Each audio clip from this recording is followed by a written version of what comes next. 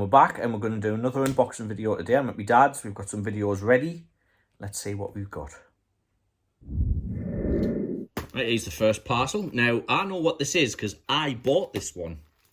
This is a rare one where I've bought it. Now, get straight into it.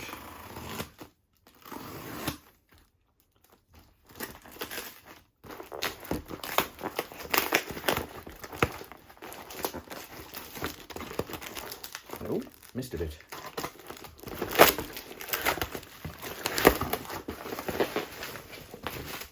Right. Nicely wrapped. That's a good sign. We've got the Burning on Thorny Am. Now, cover's slightly faded on the front, and I remember in the last video I mentioned video shops putting their tapes in the windows, and obviously they get sun bleached. You can tell the colour difference between the back and the front. It's quite faded. So the interesting story with the Burning is that there was 3 releases of it. Now, it was first released like this. Perfect label, nothing on it, as you can see. But then they realised that they'd released it uncut. And the BBFC wanted cuts applied to the movie. So the tapes were sent back, cut, and then had a stamp, a date stamp on here. I can't quite remember the date. It was 1980 something it was stamped on. It was stamped usually on this side of the label. And that denoted, that was helpful for collectors, because then they realised that, I know which one I have cut and which one isn't, so I know which one's worth the most. However, as my dad will soon describe, that wasn't always the case.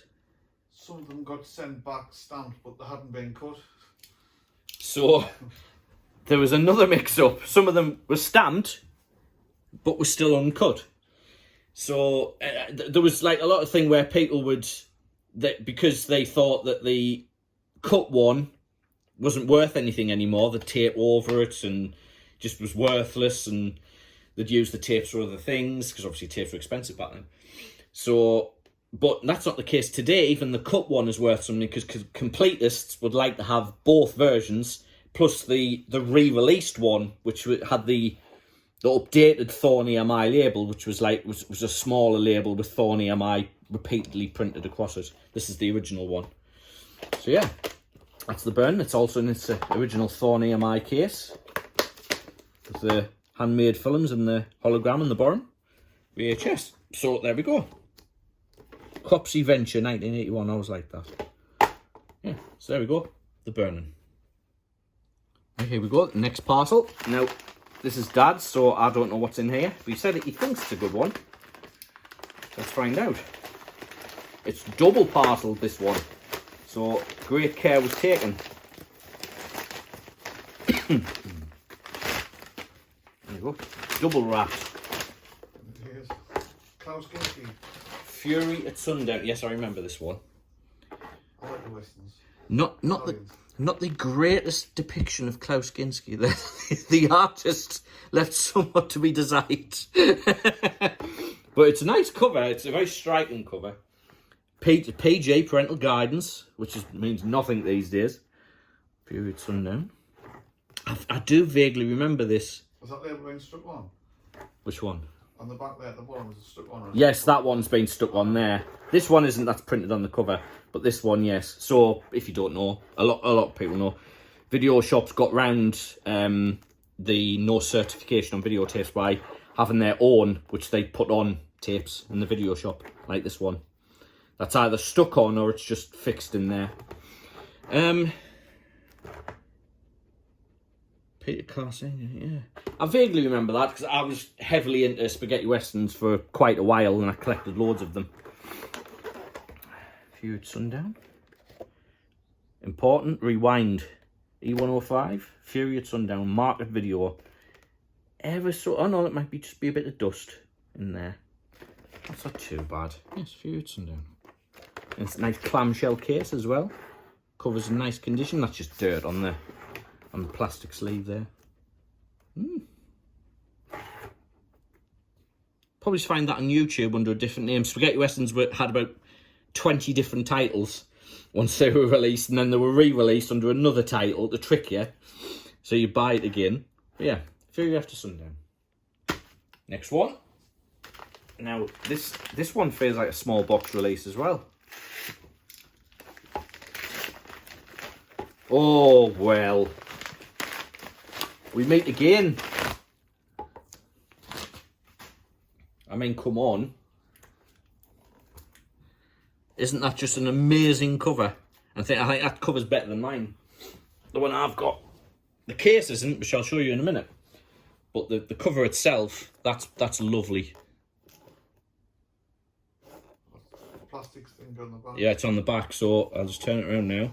Yeah, so the plastic there. That's just a case, that's absolutely fine. But there we go, the cape. Now, we remember from the last video, we did the prints, which were original, still sealed, never been opened since 1983. Did you open them or not? No, never opened them. No, they're being kept sealed. And they've gone with my Japanese film program of the cape, which my friend got us when he was in Japan. So this is the VHS, the first release of the cape on VHS. It's a shame it's a proper CIC box as well. You're right. Well, actually, no. No. The label is sliced there. Didn't say that. I'll check that auction again. Just to be on the safe side, because that doesn't look right. Cover VHS. The cover is VHS, yes. So why would they cut that off? That is unusual. I've not seen that before. Because it's a proper CIC cassette. Yeah, I'll be right. And just why would they cut the label? Why would the label be cut? That is unusual, mind. If you just That is unusual. Doesn't appear to be any damage. Another one. Damage. See, I've got the VHS of the cape. It's a little bit grubby, but it's the cover. The colours on this is so vibrant. The blue compared to mine, it's very vibrant. I've not seen one as blue as that before. Because you imagine that in a video shop in the 80s, and you saw that on the shelf, you'd think, wow, what's that movie about? I must know. So yeah, I'm not going to go over the cape again because we went over it in the last video. But again, if you haven't seen it, track it down and go and see it. Right, next one. Now I'm opening this in the back because the person's address is on the other side, so I'm being very careful with this one. I think this is one of your favourite films. Oh, well that's promising. I'm not sure. That's promising. This is incredibly well wrapped.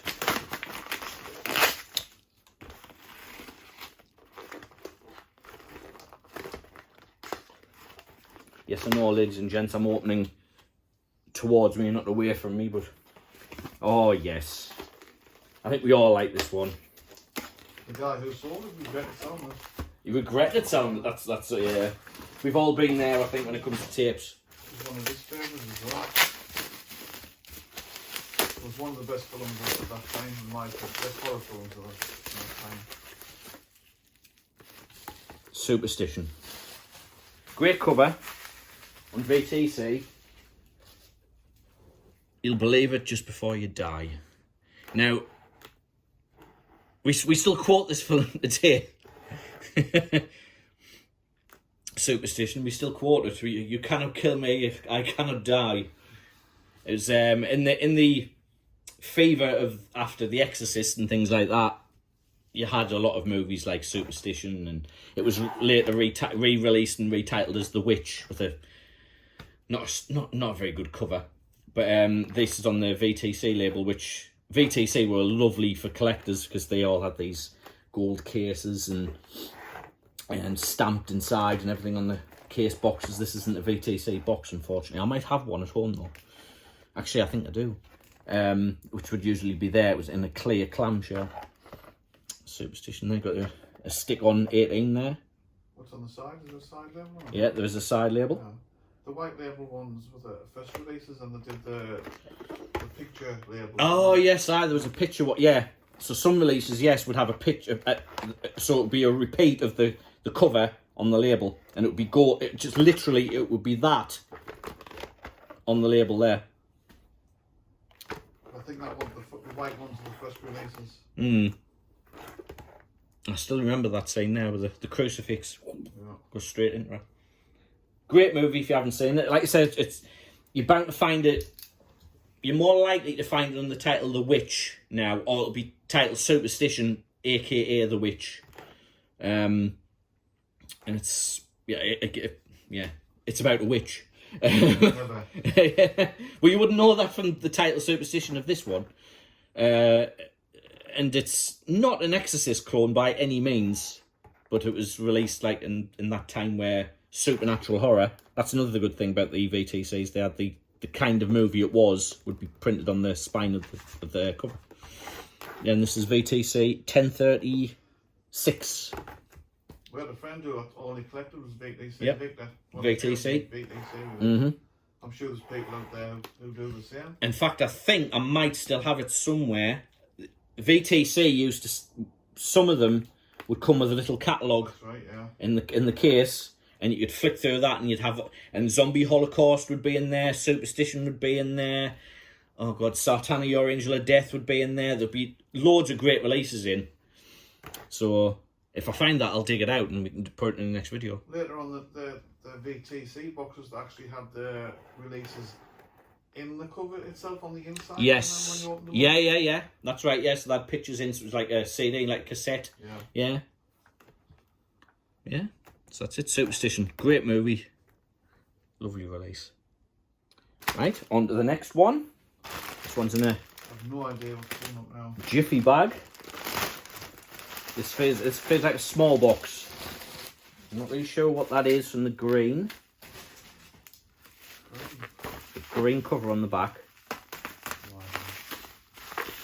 This is very well wrapped inside and being very careful.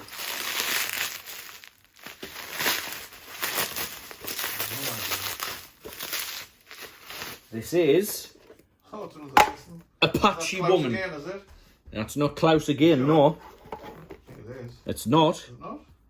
It's somebody called Al Cliver. Aye, classic name. It is. Now, if you don't know about spaghetti westerns, a lot of people in spaghetti westerns obviously changed their name for the US and UK audiences. And it was always an American sounding name like Bob Smith, or something like John Smith or something like that, and Al Cliver was one of them. So the zombie films, Al Cliver, I'm sure. It does ring a bell, actually, I must admit. Entertainment and Video, Walton Film and Video Limited. Classic early. It is very early, that. Entertainment and Video there, yeah. I don't know if it's Betamax or not. No, it's not VHS. Very simple cover. So you've got the wrap around from the horse from the front to the back. Only for the love and friendship to end in a dramatic climax. There we go. Let's have a look at the tape itself. Nice striking blue label. Walton Film and Video. Apache Woman. Yeah. Not bad. Not one I can remember. I remember Entertainment and Video and Walton Video, but I don't remember that. Bit of tape on the top there. That's not bad. Yeah, there we go. Apache Woman. Update. So after we recorded the video of this tape, and you might have heard me saying how vivid I thought that blue was on there, on the cover, on the front cover and everything, how nice it was compared to mine. Well, there's a reason for that, which will become very apparent when I remove the cover from its box. It's a photocopy, made to look as much as possible like an original cover, but it isn't, because you can tell they've tried to mess it up at the top here. But if you look more closely, you can see that the actual crease lines are photocopied as well. So it's a photocopy of an original creased old cover, and they've tried to crease it. They've gone as far as to crease it and where the actual creases are from the photocopy. So I've been very sly with that. But the reason it's very vivid is because it's a photocopy with like modern inks. And now that I've removed it from the case, you can now see some print lines just there. You couldn't see that in the once it's in the dirty case. So yes, we've one to be wary of. You can just show you that all these years later,